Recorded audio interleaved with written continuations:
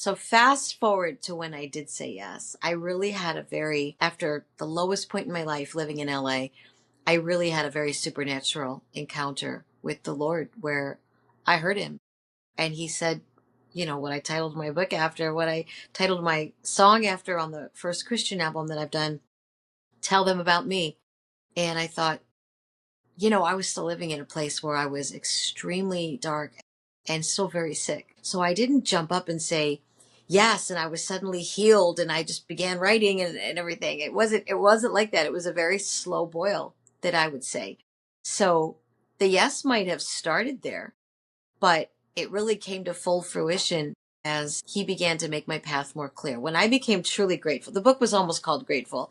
When I became truly grateful, when I left LA and I came back home to Cleveland, I really thought, well, that's it. My career life is over. I'll never do anything substantial. I left the music mecca of Los Angeles where I thought everything had to happen. Sun rose and set on LA. Well, God has a great sense of humor because I've done nothing but gone up and up and up and up since I came home to the Midwest. And we know with technology what it is today. You really don't have to live in New York or Nashville or LA to get yourself on the map. So the resounding yes for me is a lengthy journey. It was a period of, I would say, at least 10 years. That encounter took place in 2007. And here we are, 2026, and I'm feeling the fruits of what God has put in front of me today. The book is published. The book is out. It's named after the testimony. The testimony's on the Hallow app. And not to give you my resume, just to show you that yes started literally as a grain of sand inside the oyster that is becoming a pearl.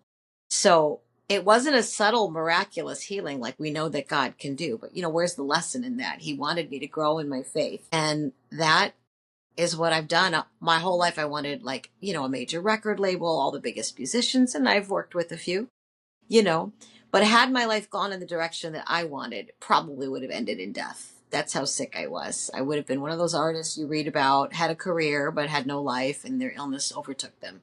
I have no doubt that that is the path that I was on. And God removed me from all that. So I do my best to never look back and move forward. So it's a lengthy yes that takes place every single day, and it's still taking place. It's still a very intentional, what can I say yes to today, Lord?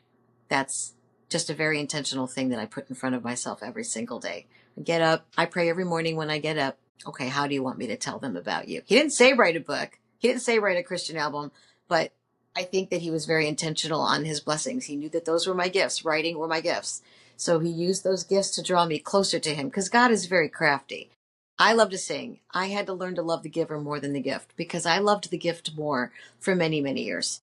So as my ideologies began to change and I became grateful when I had a good day, I was grateful when I had a bad day. I thanked God for everything.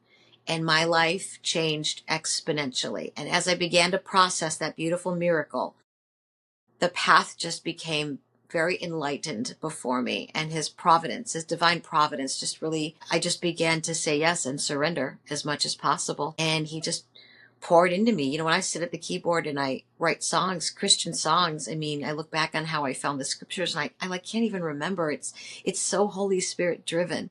It's a beautiful process to be a part of, but you just have to love the giver more than the gift. And when I learned that, everything began to change in my life.